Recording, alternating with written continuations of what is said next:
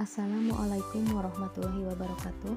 Perkenalkan, nama saya Sinta Rustika dan kedua rekan saya, Bekti Lestari dan Sri Nurbaiti.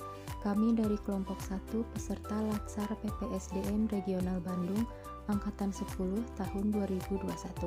Pada kesempatan kali ini, kami akan memaparkan mind map mengenai implementasi Whole of Government di era transformasi digital. Apa itu Whole of Government?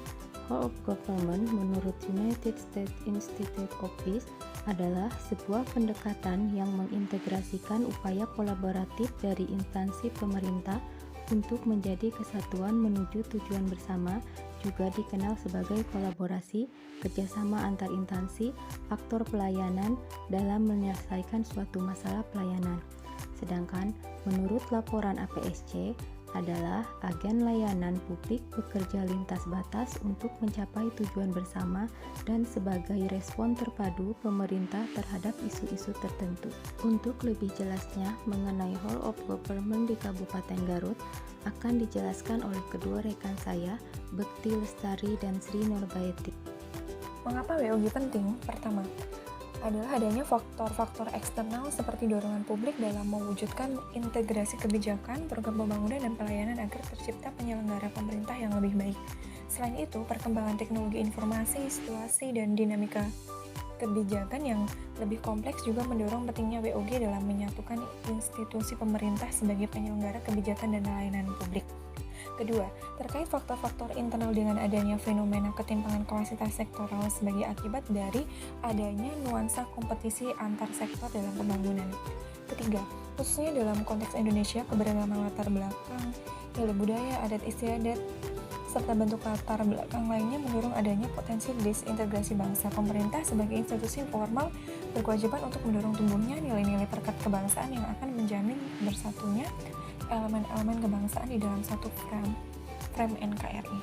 Jenis pelayanan publik, pelayanan administratif, pelayanan publik yang menghasilkan berbagai produk dokumen resmi yang dibutuhkan warga masyarakat. Pelayanan jasa, pelayanan yang menghasilkan berbagai bentuk jasa yang dibutuhkan warga masyarakat seperti pendidikan, kesehatan, ketenagakerjaan, perhubungan, dan lainnya. Pelayanan barang, pelayanan yang menghasilkan jenis barang yang dibutuhkan warga masyarakat seperti misalnya jalan, perumahan, jaringan telepon, listrik, air, bersih, dan seterusnya. Pelayanan regulatif, pelayanan melalui penegakan hukuman dan peraturan perundang-undangan. Pola pelayanan publik yang pertama yaitu ada pola pelayanan satu atap, di mana pola pelayanan ini dilakukan secara terpadu pada satu instansi pemerintah yang bersangkutan sesuai kewenangan masing-masing.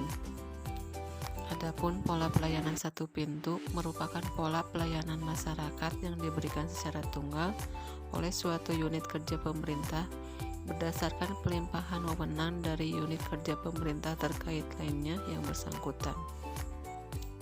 Pola pelayanan teknis fungsional yaitu suatu pola pelayanan publik yang diberikan oleh suatu instansi pemerintah sesuai dengan bidang tugas, fungsi, dan kewenangannya.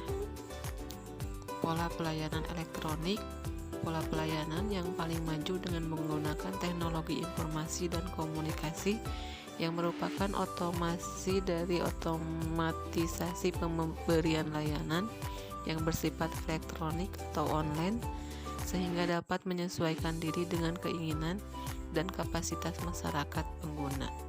Yang terakhir ada pola pelayanan terpusat di mana pelayanan masyarakat yang dilakukan oleh suatu instansi pemerintah yang bertindak selaku koordinator terhadap pelayanan instansi pemerintah lainnya yang terkait dengan bidang pelayanan masyarakat yang bersangkutan.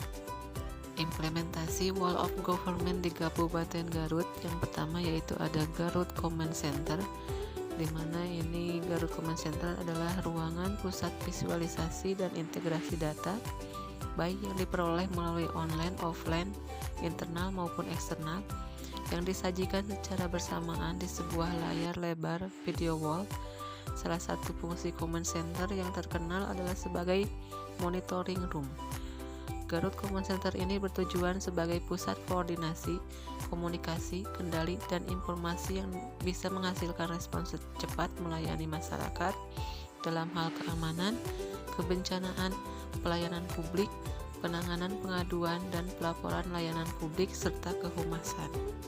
Yang kedua adalah SIJempol, adalah sistem jaringan elektronik melalui perizinan online.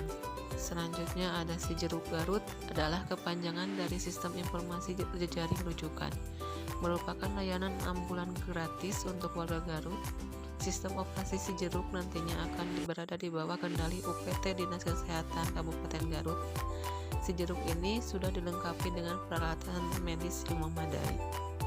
Selanjutnya adalah Pasti Oke, yaitu merupakan pelayanan daring Diskup Capil Garut untuk pembuatan kartu keluarga, akta kelahiran dan kematian, akta perkawinan, surat pindah, sinkronasi data rekaman EKTP, dan pembuatan kartu identitas anak.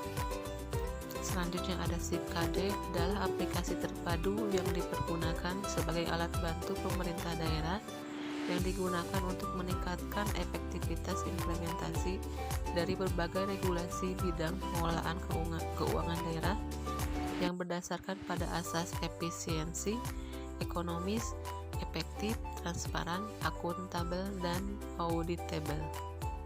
Yang terakhir yaitu ada Lapor, merupakan layanan aspirasi dan pengaduan online rakyat yang bertujuan untuk memudahkan masyarakat menyalurkan keluhannya, juga salah satu langkah pemerintah untuk meningkatkan pelayanan publik.